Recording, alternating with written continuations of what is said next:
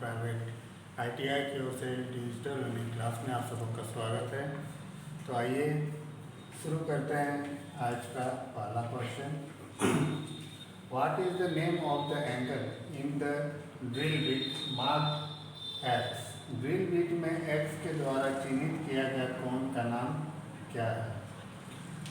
तो जैसे यहाँ पर ड्रिल बिट का यहाँ एक एंगल दर्शाया गया है, इसको बताना है कि वो कौन सा एंगल कहलाता है। ऑप्शन है ए छेनी का कोण, बी रैक कोण, सी बिंदु कोण और डी लिप क्लियरेंस कोण। तो ये ऑप्शन डी होगा सही आंसर, लिप क्लियरेंस कोण। नेक्स्ट क्वेश्चन की ओर बढ़ेंगे। Which angle is determined by the helix angle in drill bit. Drill bit में हेलिक्स कोण किस कोण से निर्धारित होता है।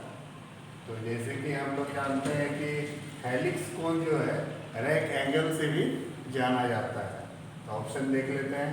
ए बिंदु कोण, बी रैक कोण, सी चीजल कोण और डी क्लियरेंस कोण।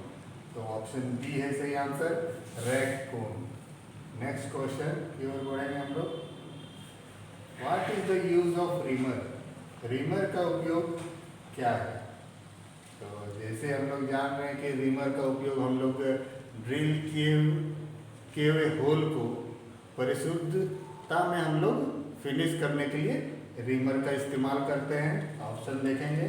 ए छेद करना, बी एक छेद को बड़ा करना, सी छेद में थ्रेडिंग करना और डी ड्रिल किए गए छेद के सही आकार की फिनिशिंग करना। तो इसमें आंसर है ऑप्शन डी, ड्रिल किए गए छेद के सही आकार में फिनिशिंग करना। नेक्स्ट क्वेश्चन की ओर बढ़ेंगे। What is the purpose of type and twist drill. Type and twist drill का उद्देश्य क्या है। तो ट्विस्ट ड्रिल में जैसे कि हम लोग जानते हैं कि तीन टाइप्स में हम लोग पाते हैं, एन, एच और एस। तो एन टाइप जो है सामान्य निम्न कार्बन इस्पात के लिए किया जाता है। फिर एच जो है ठोस एवं टेंसियस पदार्थ के लिए, और एस जो है मुलायम एवं चिमट पदार्थ के लिए हम लोग करते हैं। तो इसमें हम लोग ऑप्शन देख लेंगे। इसमें एन के बारे में हम लोग को बताना है। ऑप्शन है ए कठोर मटेरियल के लिए इस्तेमाल, बी भंगुर सामग्री के लिए इस्तेमाल, सी नरम और सख्त सामग्री के लिए उपयोग किया जाता है और डी सामान्य निम्न कार्बन स्टील के लिए उपयोग किया जाता है। तो इसमें ऑप्शन डी है सही आंसर, सामान्य निम्न कार्बन स्टील के लिए उपयोग किया जाता है। नेक्स्ट क्वेश्चन की ओर बढ़ेंगे। Which reamer will have a long taper lead. कौन से रीमर में लंबा टेपर लीड होता है। तो रीमर जैसे कि हम लोग जान रहे हैं कि छेद को परिशुद्ध में करने के लिए हम लोग इस्तेमाल करते हैं। तो यहाँ पर क्या लंबा टेपर लीड किसमें होता है। तो लंबा टेपर जो होता है वो सॉकेट रीमर में होता है। तो हम लोग ऑप्शन एक बार देख लेंगे। A hand reamer, B socket reamer, C machine reamer और डी हेलिकल फ्लूट रीमर। तो इसका सही आंसर है option B socket reamer.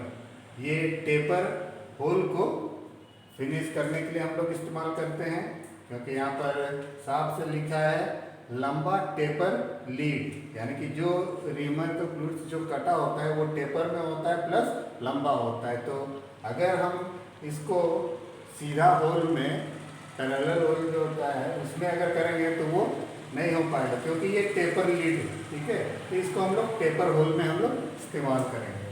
Next question की ओर बढ़ेंगे। What is the function of pilot in the hand reamer with pilot.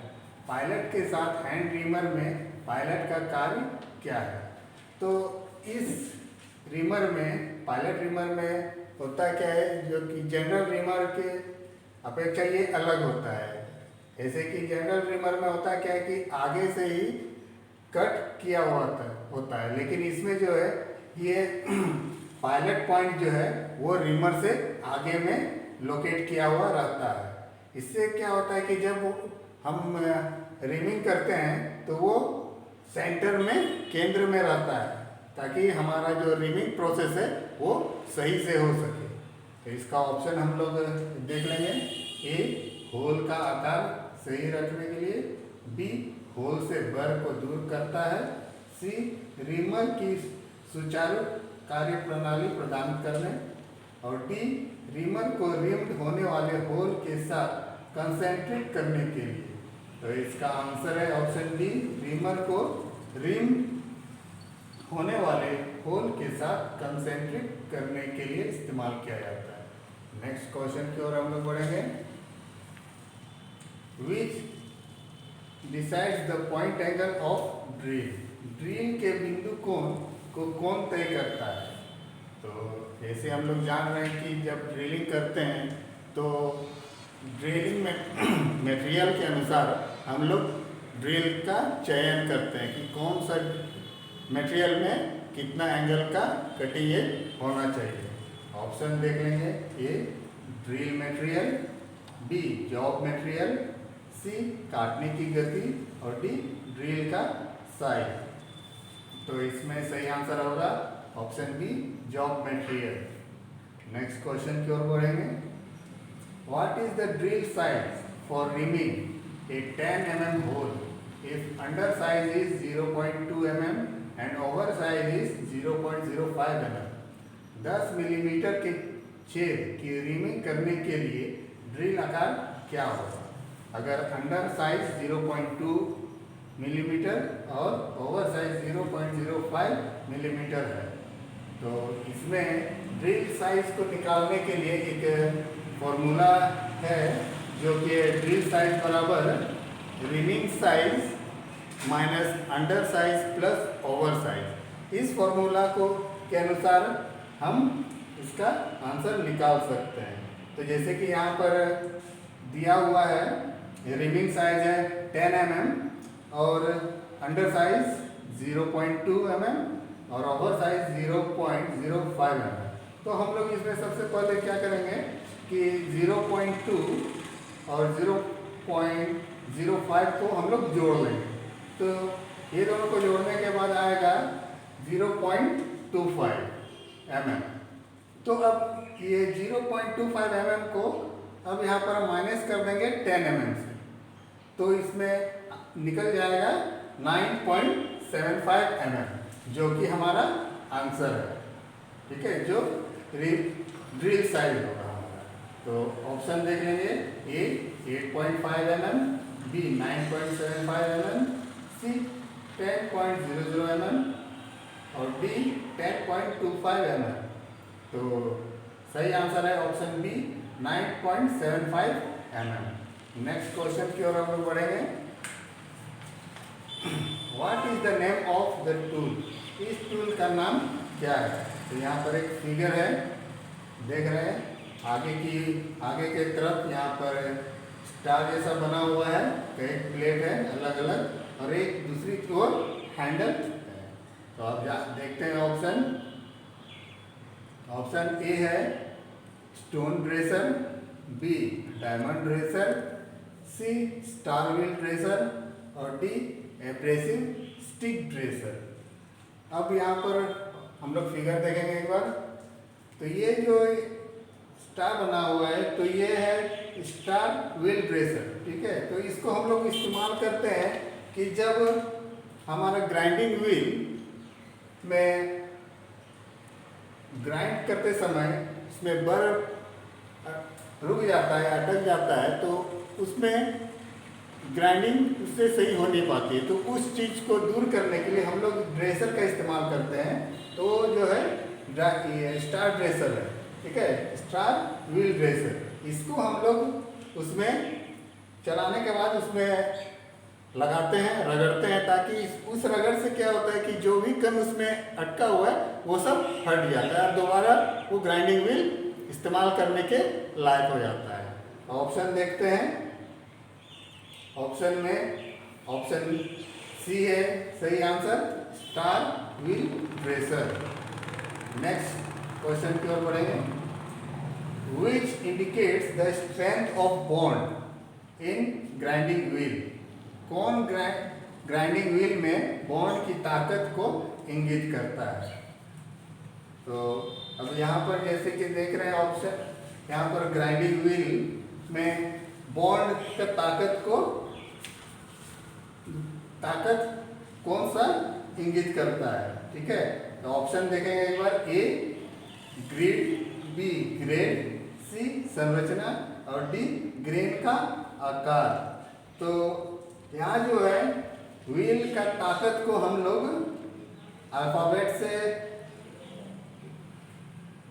इंगित करते हैं, लेकिन ये ग्रेड में आता है जिसको एब्रेसिव ग्रेन पकड़ करके रखता है। तो अब ग्रेड को हम ए से जेड तक हम लोग अलग अलग ग्रुप में बांटे हुए हैं। ठीक है, तो जैसे कि हम लोग जान रहे हैं कि ए से एच तक जो होता है वो सॉफ्ट व्हील आता है, और फिर आई से पी तक वो मीडियम में, और क्यू से जेड तक है वो हार्ड में आता है।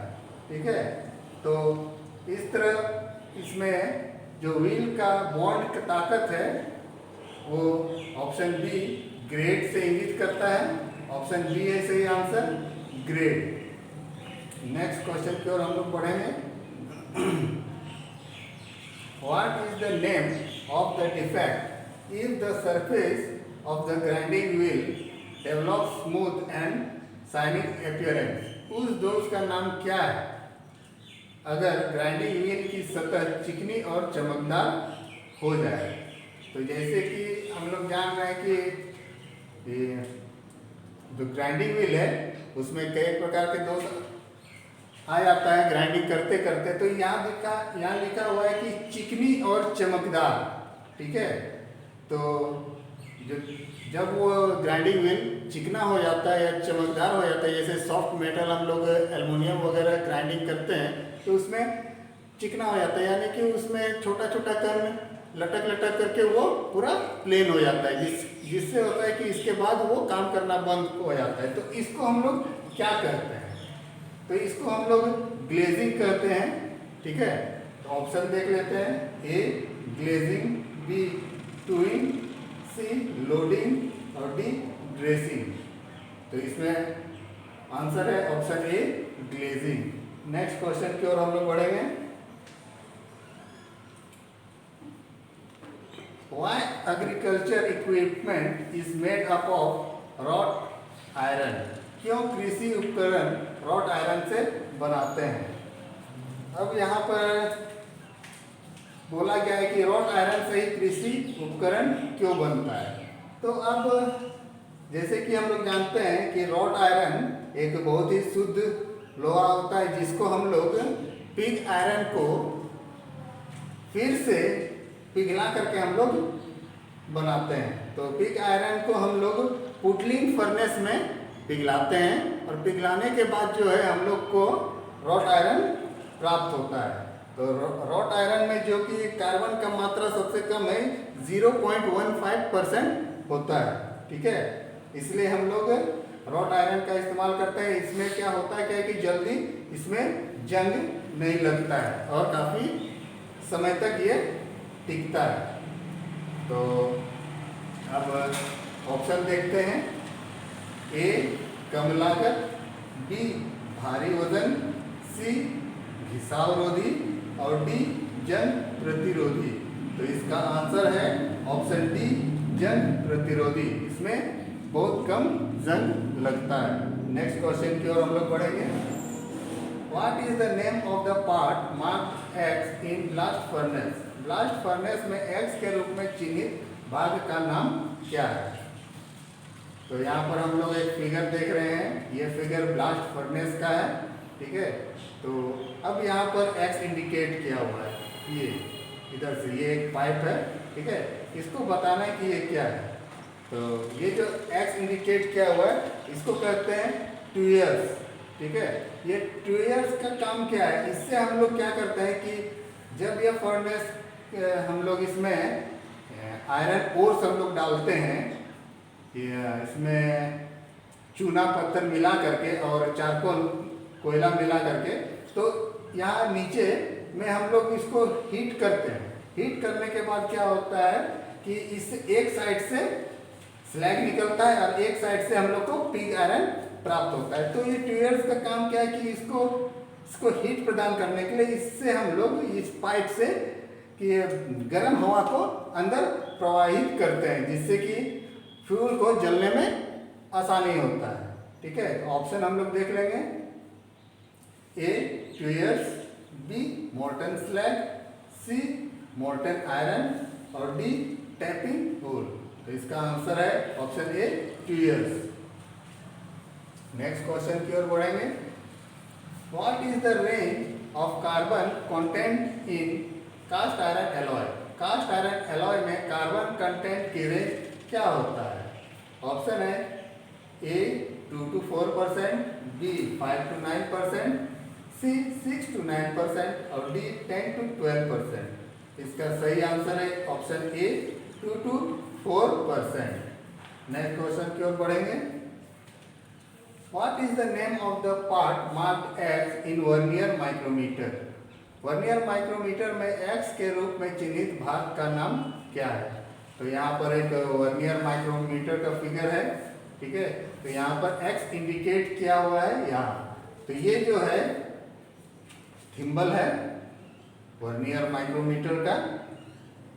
अब ऑप्शन देख लेंगे, ए एनविल, बी बैरल, सी थिम्बल और डी रेजेट स्टॉक। अब इस थिम्बल को यहाँ पर एक बार देख लेंगे कि ये नर्ल्ड किया हुआ है, नर्लिंग किया हुआ है। इससे क्या होता है कि जब हम लोग किसी भी चीज़ का हम लोग नापने जाते हैं तो हम लोग को अंगुलियों के द्वारा घुमाना पड़ता है। तो अगर ये नर्ल्ड नहीं रहेगा, प्लेन रहेगा, तो हम लोग का हाथ स्लिप हो सकता है, सही नाप नहीं आ सकता है। तो इसलिए इसको नर्लिंग किया जाता है ताकि ग्रिप बना रहे और घुमाने में आसान हो। तो इसका सही आंसर है ऑप्शन सी थिम्बल। तो आज के लिए इतना ही। नेक्स्ट क्लास में फिर कुछ क्वेश्चन सेट लेके आएंगे। तब तक के लिए धन्यवाद।